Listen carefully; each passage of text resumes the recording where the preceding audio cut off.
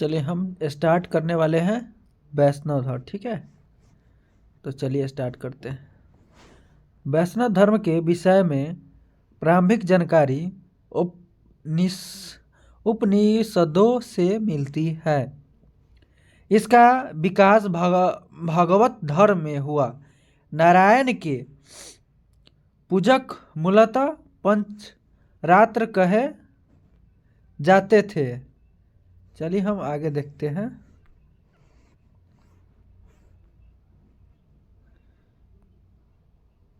वैष्णव धर्म के प्रवर्तक कृष्ण थे, जो वृषण कबीले के थे और जिनका निवास स्थान मथुरा था।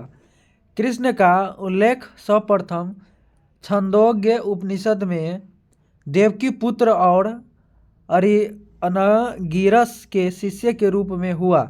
वासुदेव कृष्ण का सबसे प्रारंभिक अभिलेखनीय उल्लेख वेशनगर स्तंभ अभिलेख में पाया गया है। विष्णु के 10 अवतारों का उल्लेख मत्स्य पुराण में मिलता है। 10 अवतार इस प्रकार है: मत्स्य, कूर्म, वराह, नृसिंह, वामन, परशुराम, राम, बलराम, बुद्ध एवं कलिक। गुप्त काल में विष्णु का 12वां अवतार सर्वाधिक प्रसिद्ध है। वैष्णव धर्म में ईश्वरों को प्राप्त करने के लिए सर्वाधिक महत्व भक्ति को दिया गया है।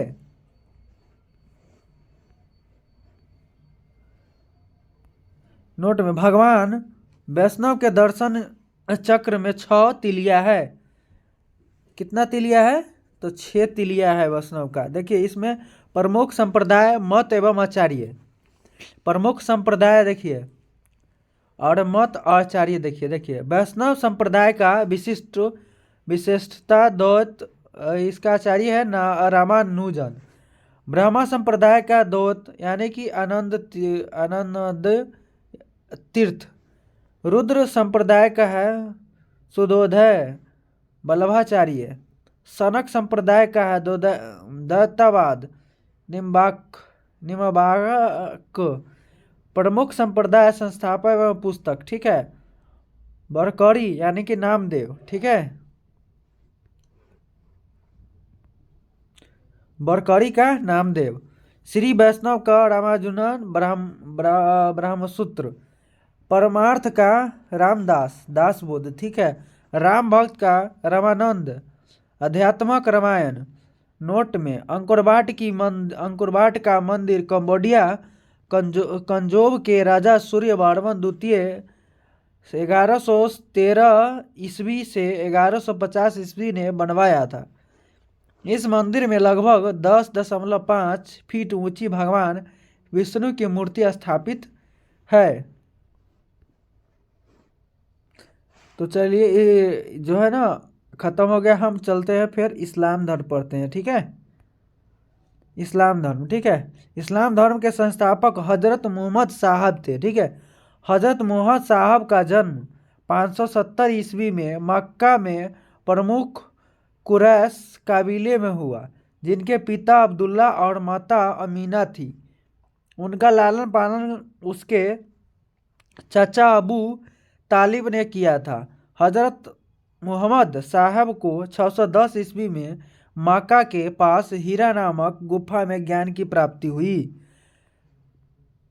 24 सितंबर 622 ईस्वी को पैगंबर के मक्का से मदीना की यात्रा इस्लाम जगत में मुस्लिम संवत हिजरी संवत के नाम से जाना जाता है।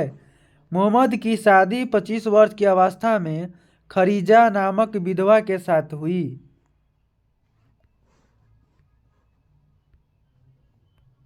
मोहम्मद की पुत्री का नाम फातिमा एवं दामाद का अली है। देवदूत जिब्राइल ने पैगंबर मोहम्मद साहब को कुरान अरबी भाषा में संप्रेषित की। कुरान इस्लाम धर्म का पवित्र ग्रंथ है। यह पवित्र ग्रंथ 114 अध्यायों में बांटी हुई है। इसमें 6360 पद है।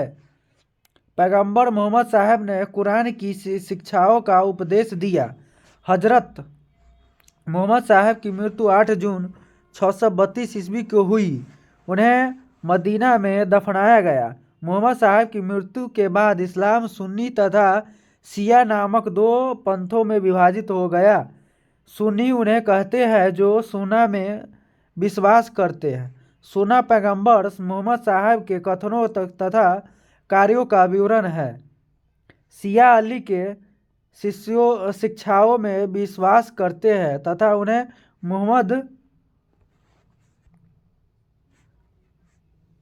मोहम्मद साहब का न्याय सहमत उत्तराधिकारी मानते हैं। अली मोहम्मद साहब के दामाद थे। अली की 661 ईस्वी में हत्या कर दी गई। अली के पुत्र हुसैन की हत्या 680 ईस्वी में कबीला यानी कि कवाला इराक नामक स्थान पर कर दी गई। इन दोनों हत्या ने शिया को निश्चित मत का रूप दे दिया। पैगंबर मोहम्मद साहब के उत्तराधिकारी खलीफा कहलाए।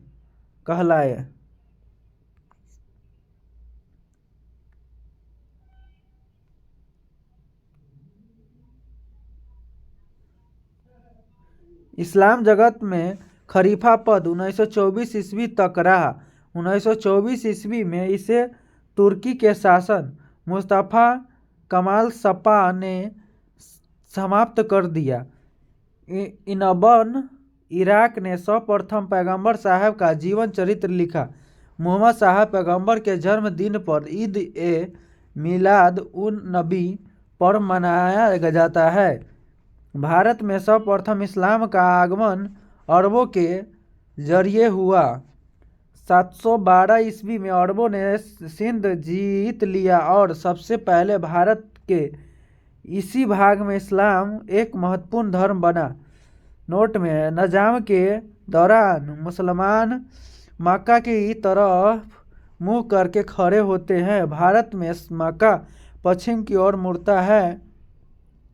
मक्का की ओर की दिशा को किलवा यानी किबला कहा जाता है। तो चलिए हम वीडियो को यहीं पे समाप्त करते हैं। अगला वीडियो में हम ईसाई धर्म देखेंगे। तब तक के लिए वीडियो को लाइक सब्सक्राइब जरूर कीजिएगा। तब तक अपना ख्याल रखिए। जय हिंद, जय भारत।